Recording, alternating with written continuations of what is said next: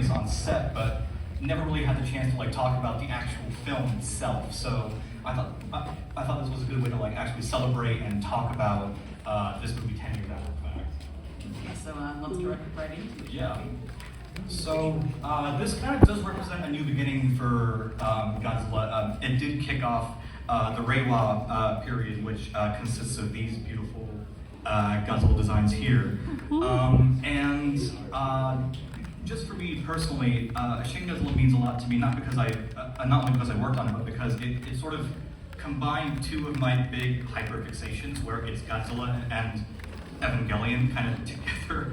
So that really generated my interest. Woos are good. But this was directed by Hideaki, Anno, and Shinji Higuchi, who are famously the two co-creators of Evangelion.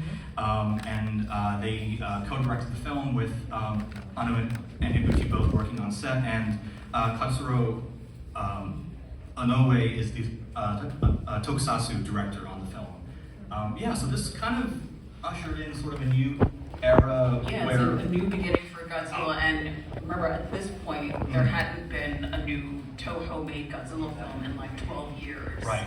And so, and it's also the first film where Godzilla is 100% CGI. Yes. And also I feel like it kickstarted this whole trend of like, we're gonna reinvent Godzilla in a new way, where it seems that every Toho project was doing something radically different with the character, whether it was making him a giant plant. So we're gonna say something that we like about the film, something that we feel like could have been done a little better, and then end it with something else positive. So for me, something positive that I liked is that I like that, again, like we were just talking about, that Toho does something new with Godzilla. He's doing something like completely new. Like this is the first time where Godzilla, like we see him like evolving, right? And he has new abilities, which I'm not right. Yeah.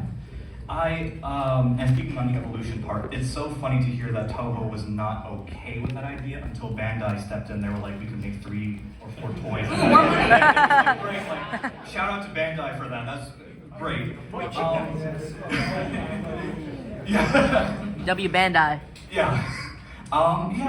For me, I'm very much a fan of this kind of depiction of Godzilla where he feels, or it's not really a he or she in this, but this organism feels like this. I got you guys.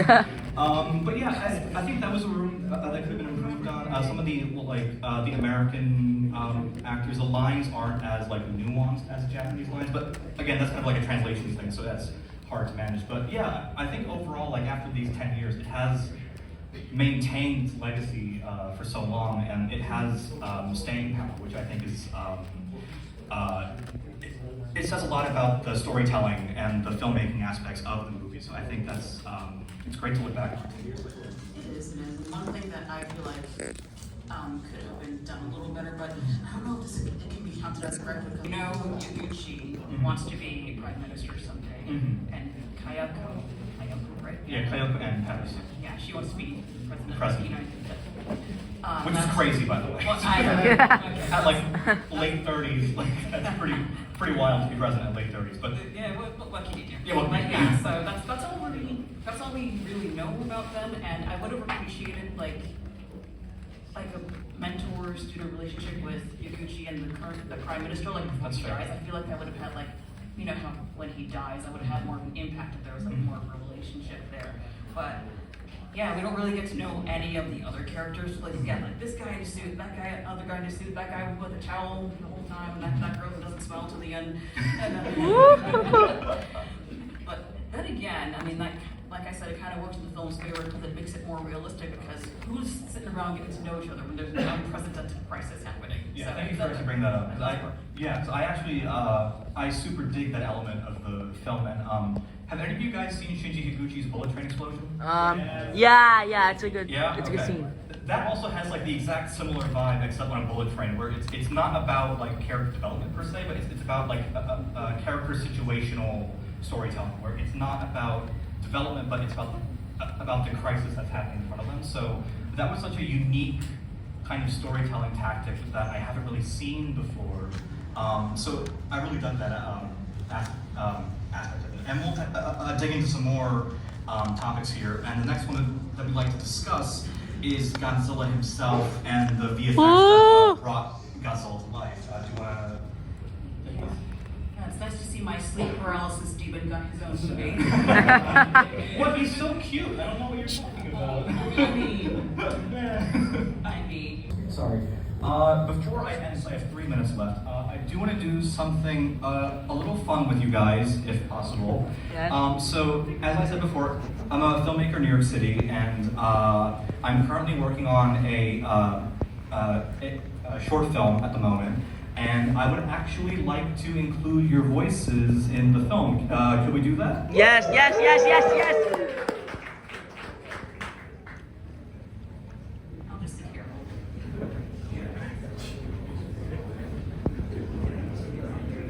Yes. Thanks for coming to the panel. Alright, so this film is a film set in a near future America. So there are some protest scenes in the film. So I'd like to get a bit of a crowd sound here. So when I do one, say no justice, no peace, and when I do two, I'm sorry. 1 is no justice and 2 is no peace. So when I do 1, No justice. No peace. Okay, so we're gonna go and do that. Okay, so here we go. And No justice. No peace. one more time. No justice. No peace. Thank you. Okay, and now everyone get up. Everyone get up. This will be a little bit of exercise. Okay, so when I say stomp, all of you just in unison, just like that. All right, ready? In the groove it? Yep. Yep. There we go. Awesome.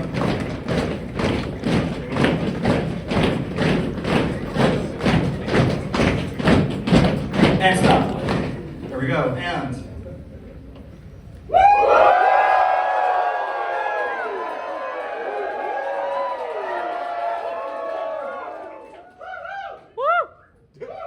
And now scream like Godzilla is here.